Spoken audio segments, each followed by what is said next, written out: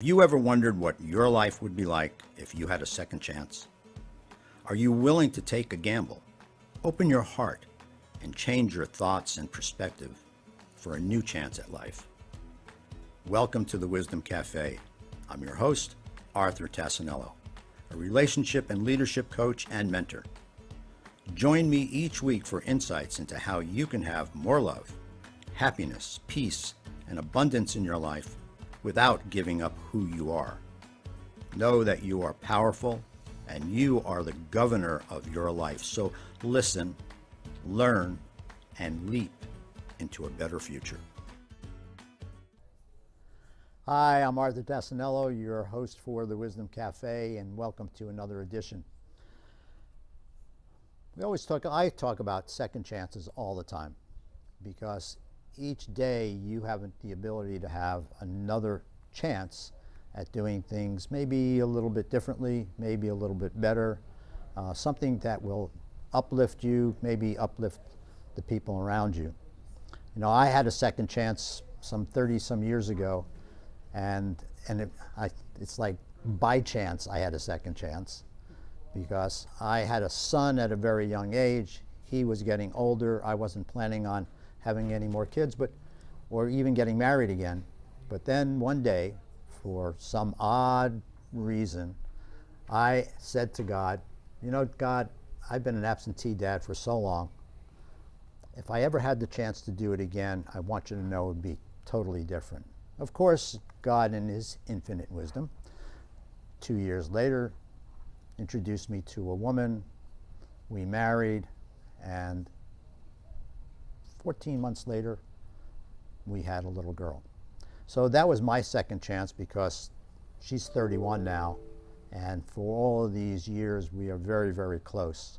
And my son and I mended our relationship, and we have a great relationship as well. But again, that was my second chance for that. But I've had second chances with a lot of things, and perhaps you've had some second chances in your life. I like to talk about maybe a second chance at love in some way. I'll look at what Rumi has to say about love. And Rumi said, "Your task is not to seek for love, but merely to seek and find all the barriers within yourself that you have built against it." See, our job is to remove the barriers and open up the floodgates to love. And it's not always easy, is it? Because sometimes from a very young age, we get hurt. Things happen to us. Things that we don't realize are happening to us until maybe later on in life.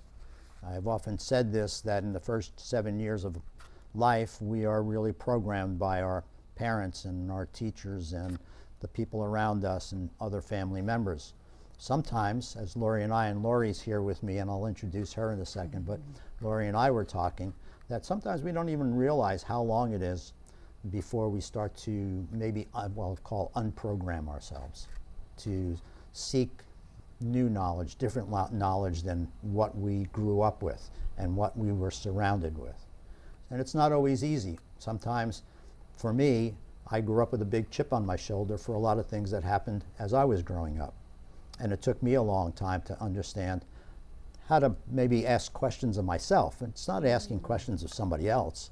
It's asking questions of myself to go deep, to figure out, why am I the way I am? Why am I doing the things that I'm doing? And of course, you typically want to always question things that aren't going right in your life and understanding yourself, because it's not outside of you. It's not that somebody's really doing something to you. I could look at my dad and I could say, you know, he did this or he didn't do this. But the reality is that I allowed things to happen. And we allow things to happen sometimes without even realizing that we're allowing them to happen. So before we get any deeper into this, I want to introduce Lori Arbel. She is a resident artist and an artist teacher. She does a lot of things. So Lori, Yay. tell the audience a little bit about you. Yay, I'm just so happy to be here. I was an art teacher for 20 years, and it has evolved into being an art coach, healing art coach, and a practicing artist. So that's what I do. Yeah, so I mean, this is this is some of your work right behind you, isn't it? Yes. Yeah. And so what medium do you typically work in?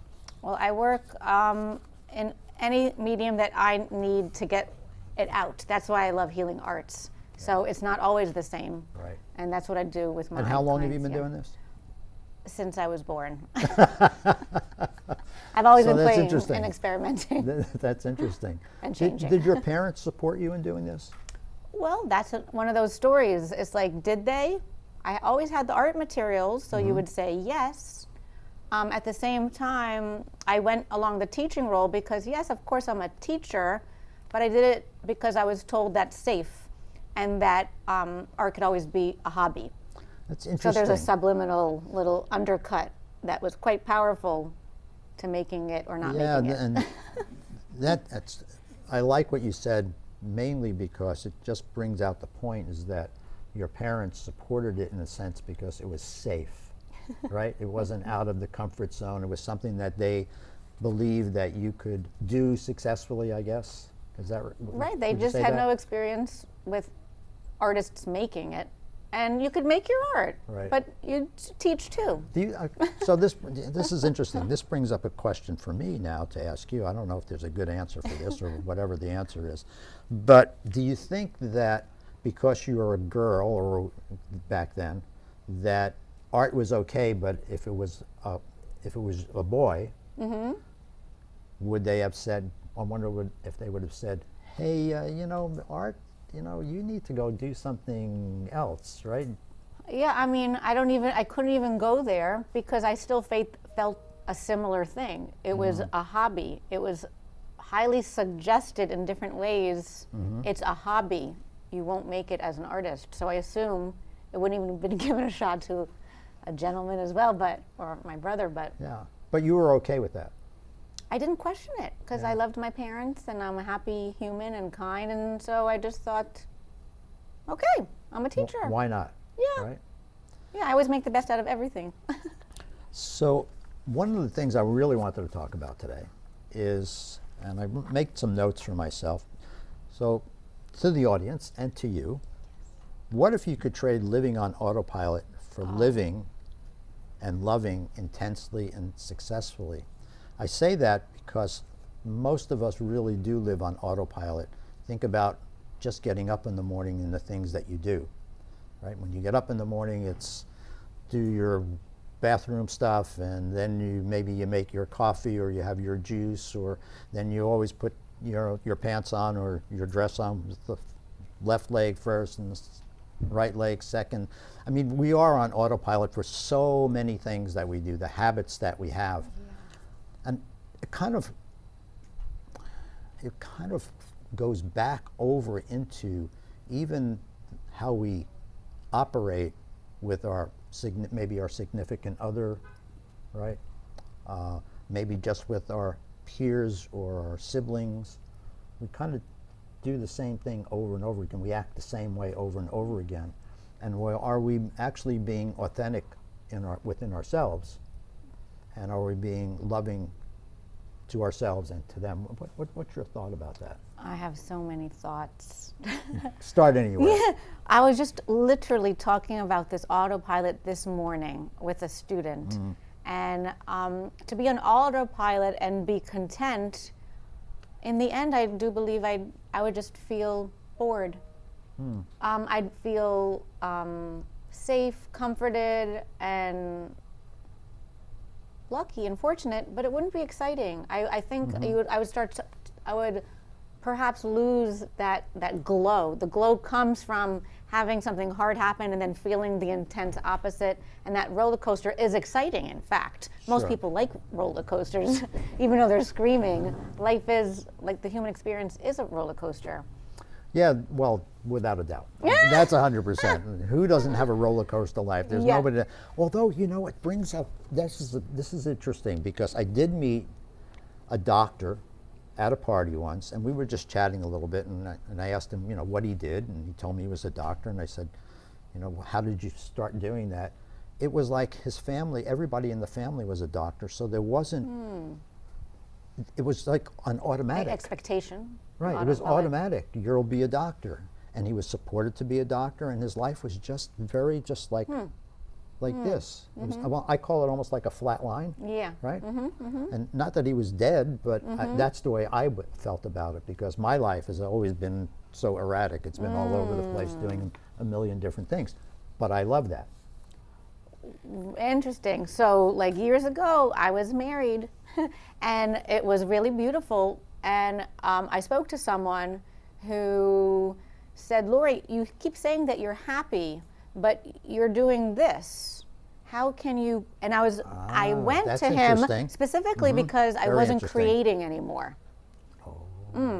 He goes, "How can you create if it's static?" Now, I was really frustrated with what he shared with me. I didn't quite agree fully of what he was saying, but there was pieces that truly were enlightening and made sense. If there's no emotion, it doesn't mean you have to be depressed or like extreme. We're talking just feeling is creative, brings creative juices flowing. Like, you see, it's getting complicated, what I'm saying, but it's not. No, well, look, we're all kind of the same, and we're all different. Yeah, I mean, similarly different. Right, similarly different, thank you. I know that a lot of the people that I went to high school with, and I grew up in that town, a lot of them are still there, and this is a lot of years later, and they're still kind of doing the same thing. I would have found that very boring, because I've never done that. Right, and maybe they're truly, truly happy too. And some of them are. Right, and some of them are. We're different. We are different. So when we talk about this, right, we were talking about most days we go through the motions of doing things. How many of you out there want to get unstuck from doing that? I'm not saying that you need to or should do that, and that's one of my favorite tick words, should. But if you're looking to make some more progress, in other words, any problem that you're having, stop thinking that that one problem is permanent, right? And that nothing that you can do will change that. Because the truth is, you have the ability to change anything and everything in your life if you're willing to do that. Yes. It takes work. I often notice that when I coach people about changing things in their life, there's usually a big hesitancy in the beginning, because it's so easy to stay, I call it being comfortable in your uncomfortableness. So you're really uncomfortable doing what you're doing, but it's also comfortable because you don't have to make the change, and you're afraid of making that change. Change is always happening, whether it's happening to you or with your permission. So why not think about making some changes that can be very helpful to you, changes that will bring you closer to some of your relationships, changes that will help you move forward and not feel so stuck. Or maybe you're unhappy because you think you can't make a change. I know a lot of people that actually believe that, you know, that with being with their partner, and we see it all the time in very dysfunctional relationships, that they're stuck in it because they believe that they have to stay there because they don't have any options. Right. And I know sometimes options are really, it's tough to find options sometimes. Right, or scary. Right, it's very frightening to find options or try to look for options, because again, you're comfortable in your uncomfortableness. Right, that's comforting. Yeah. To at least know. Right, you know exactly where you are. So I would implore you to maybe seek out some help from somebody, or, and I don't have my book in front of me. Get but comfortable with the uncomfortable. there you go. I like that. Thank you, Lori. Yeah. Thank you for that very much. Yeah, so my book is Your Key to Love and Happiness. It's actually a workbook. And in the workbook, you will be able to go deeper into yourself, deeper into, I'll say, your psyche. And that doesn't mean that you may not need therapy or want to go to therapy, but you can, at any moment, start to understand who you are. The more you understand who you are and how you operate, the easier it will be for you to start to make changes and see where you can make a change and how to facilitate those kind of changes. So stop thinking the problem is permanent, because no problem is permanent. In fact, maybe stop looking at things as a problem and say to yourself, gee, I think I have a solution here. I know that when in business, many times, people would come to me with a problem, and I would say, okay, if you will come to me with several solutions, I'll help you work through that. And that is, I find, the best way to do that, because what we don't want to do is to always rely on somebody else to solve a problem for us. Right. We need to start Have to some solve ownership. our own Yeah. problems, don't we? Yeah. I know. We're about ready to take a break here, and so we'll come back in just a minute with Lori, and Lori will tell us a little bit more about her artistry and the things that she does. All right? We'll be back in a second, folks. Have you ever wondered what your life would be like if you had a second chance? Are you willing to take a gamble and change your thoughts and perspective? Welcome to the Wisdom Cafe. I'm your host, Arthur Tassinello, a relationship and leadership coach and mentor. Join me each Wednesday at 3 p.m. to explore what it is to be human and create that second chance.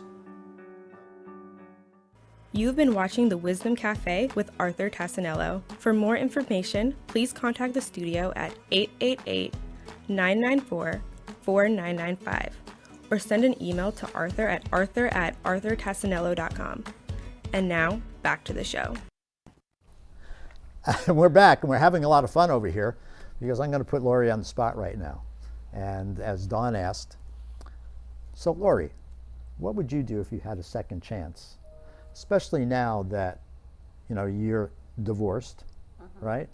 And so what's a second chance look like for you? A second chance is every day, because I think every day is a new chance to evolve and expand and try new things, be with someone I love and care for, and experiment with new ways of expressing myself. Yeah. So it's kind of hard to answer that. I get second chances every morning I wake up. Yeah, we all do, don't we? We have Yeah. a second chance of doing whatever it is that we want to do. A second chance. Like, there was a question from just yesterday. I was at the Parkland Commerce, and they said, what would you do if there was no failure or no fear of failure? Like, you would succeed no matter what. Right. What would you do? And we didn't get to my spot, but I really wanted to share. Well, then share it right But here. you said if you got a second chance, I would travel. This is so random, but I would travel with my kids around the world and share love, light, just getting to know humans. So and what do see you the think world. your kids would do with that? Well, this is the conundrum, right? right. Would they love it? Would they push it Yeah. away? And I would ask them first how we could collaborate to make something that they would like to. And I like that what you said, collaborate, because many times I know that I see families do this all the time. I can't move right now. Why can't you move right now? Well, because my kids are in grade school or my kids are in high school, and I don't want to take them away from their friends, and I don't want to take them out of their school and all this stuff. So we're living our lives kind of on hold. Right, which could be a conundrum. It is a conundrum because many people do that all the time. I hear it, and I'm sure you've heard it from other people. Of course. It's like, well, as soon as my kids get out of college or go to college, then I'll become an artist, or I'll Right. do this with my life, I'll do that with my life. And I got to tell you, That's not the so case. it's not the case, number one. And I've done it myself, not so much with my children, but I've done it often enough with, I'm doing something, I want to do something else. It takes me a very long time before I start to go in that direction, Right, to make the change. correct. But then we get back to, it's up to you. It's the opportunity is there all the time. The opportunity is there from the minute you wake up in the morning. When you have the idea, or you have the idea. Right, exactly. So I also like to integrate into this happiness, because when you get up in the morning, how do you feel? Right? And if you're not feeling like terrific for whatever reason, do you think you can change that? Yes, you can. You can course change you that can. in a second. You Yeah. can change that very moment, that very thought. I like to do this one. So People are you're sad. Make believe you're sad out there. Make believe you're sad. You're sad. And I go, well, I'm sorry that you're sad, but why don't you just put a little smile on your face? Yeah, force it a little. Just force the smile. And see, this happens to me, I can't even fake this, because every time I say force the smile and I start to smile, everything just changes automatically. It's true. Everything lights It's real. up. It is real. It's real with the head and science. Right. It's real. Right. As soon as you force the smile, I laugh. I start to laugh at myself. Right. Laughing at yourself is okay. Yeah. Is that right? That was it. Yeah. That was the magic. That was the magic right there and then. So you can do that. There's so many things that you can do in your life to make your own life better. Stop wishing for Mr. Right or Mrs. Right or Miss Right to come into your life to make your life magical. It starts with us. Right. It's all within us all the time, isn't it? Yeah. Yeah. Because if we're happy, it attracts happy. It's just the way it works. Yeah, it does. It attracts happiness. Yeah. And you can be in somebody else's life and add to their happiness, and somebody else can add to your happiness, but you can't expect somebody to come into your life and to make you happy. So, I have one little trick. yeah, please. So, Share it with me. As a human, like I'm a happy person, but that doesn't mean I'm truly like happy in the moment. I get quite sad. Someone could say depressed sometimes, or even in it now. But I still look towards the light. But when I'm really don't have the smile on my face, like yesterday, I have a. You didn't smile yesterday. Well, Oh of my course I gosh. smiled throughout the day randomly, but an overarching cloud. Sure. And what I do, which was gifted to me from somebody else, I've created a soundtrack of awesomeness.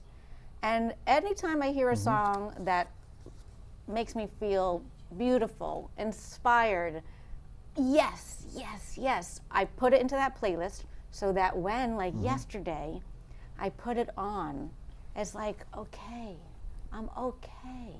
And automatically, going from I'm not okay right now. Like Sure. I'm shaking and I don't know why, but I put this on and I'm okay. So that's better than down here. So that's just like forcing a smile.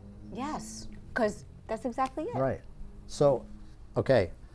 What I'm is going to it for ask you them? to do this right now. If you're out there and you're listening, or you're listening to this replay, if you're not feeling like 100%, force a smile and start laughing, or at least laugh at me. Either way works, right? Yeah. So now we talked about, or I started talking a little bit about the problem. Don't make the problem permanent, because it isn't permanent. No matter what you do, nothing, and believing that nothing will change. But stop allowing the problem to become pervasive, which means you have the same problems over and over and over and over again. You can do something about it every time. We have our limiting beliefs about things, and this was not something else that came up for me today, driving up here, or driving down here, whichever direction I'm going. I'm not sure about this You're up and driving down down. thing. So, but anyway, I'm Sideways. driving. I'm coming here, and we live within these beliefs. We all have our belief system about everything, Yeah. whether it's about politics, or it's about raising our kids, Right, or wrong. doing things for ourselves and so forth, or how our parents are and the way they treat us, the way we see them. With everything, we have our own beliefs, and we get stuck in our beliefs to the point where if somebody, even a friend, believes different than you, all of a sudden you're not sure if you like your friend anymore. Right. It creates an Yeah. uncomfortable. Right. Yeah. Instead of It could. allowing the other person to have their own beliefs and go, okay, I don't feel that way about it, but that's okay, because we care about each other and I'm going to support you no matter what. Instead of getting stuck in our beliefs to the point where everybody outside of our belief circle is a bad person. Right. Just listening Yeah. more, and then deciding if you like it or not. Being open, Yeah, and that's the other piece of this. Thank you for that. because nuggets come in that we really never thought we would have seen. Right. In fact, wow, I didn't even think about that. Right. If we're softly listening versus pushing back. Yeah, and that's most of the time that's what we do. And even if we don't do it outwardly, Right. inwardly we're getting all like, Or put a clear block. yeah, it's like, doesn't feel good inwardly. I mean, we're not, Yeah. and sometimes we're showing it and we don't really even realize we're showing Right. it, do we? Yes. I know, life is crazy. And Cool. one of the biggest things, always kind of, I say, just stop believing that you're the problem, right? Well, it's for a while I would always like to think I was the problem so that I could improve things. Being open to that there could be a place for me to improve, but at some point, asking good questions, sometimes things are out of our control, and then you get to decide what you want to do moving forward. Yes, It's not black and white. it's never black and white. Although I have to tell you, when I was very young, everything was either this way or that way, until all of a sudden things started to get gray. And I went, Yeah. but how could that happen? Isn't this is right and this is wrong, and that's just the way it is? That's why these artworks were made. Thought patterns, that was just all of what we're talking about, the black and the white, but Right. the nuances would come out, Just like you put in here, so you have a little gold in here, which is hope, right, and you have a little green. which was the undertones. Like it's all happy, but no, there's other stuff under there. Yeah. Artistry to me, I wish I could paint. I shouldn't say I wish I could paint. I could paint if I really That's took right. my time to do it. Right? Right? Yes, But- accountable. right. Be accountable. Be accountable for all of those things. In fact, be accountable for everything. It's Own only it. up to you you. don't want it, you do. Just own that you're not interested. Right. Or that you're scared and you want to. And so that brings us to fear of success and fear of Correct. failure, which Correct. are really the same thing. It's really the same thing. We fear not being able to, that we won't be successful, and then we're also fearing that, success would be too much to handle. What would I do with my Correct. I success? struggle with that. Well, we're going to have to get away from that. Yeah. But anyway, Lori, just how do people reach you? What do they do? Oh, say hi on Instagram, Lori Arbel Art. And that's my website too, Lori Arbel. Yeah. I'd love to say hi, collaborate, work with you. And where can they see most of your artwork? At the Brooklyn Cafe. That's one place, and where else? And right now at Studio 18 in Pembroke Pines. I have a gallery at my home as well. And then at the Mystic Cafe in Hollywood. Well, Lori, thank you so much for being here. So honored. It's a pleasure to have you here and learn a little bit more about you and to join in the conversation, because that helps me so I don't have to talk to myself, even though I'm talking to people out there. But to end this day, there's a couple of things. One is, if you have someone that you care about and you haven't talked to them in a while, I urge you, or ask you, to pick up the phone, call them, text them. Almost every day I tell my children that I love them, because I don't know how much longer I'll be here, and none of us do. It doesn't matter what age you are. So if there's somebody that you really care about and really love, pick up the phone, text them, because I know that don't always wait for them to do it, right? This is your opportunity. Yeah. Because it's always up to us, in this case, you, it's always up to me to do the right thing. And the right thing is always to be more loving, to be more kind, to be more empathetic, to be more compassionate, to be more caring. Because the more that you do that, the more love you carry in your heart for people, and the kinder you are to people, that all comes back to you. I guarantee you 100%. I know, because I live in that truth, because I wasn't always there. So to end the show today, much love and many blessings to all of you out there. Watch the next episode when it comes up next week, and I look forward to chatting with you again. And always reach out. If you have any questions, please reach out to me. Lots of love. You have been watching The Wisdom Cafe.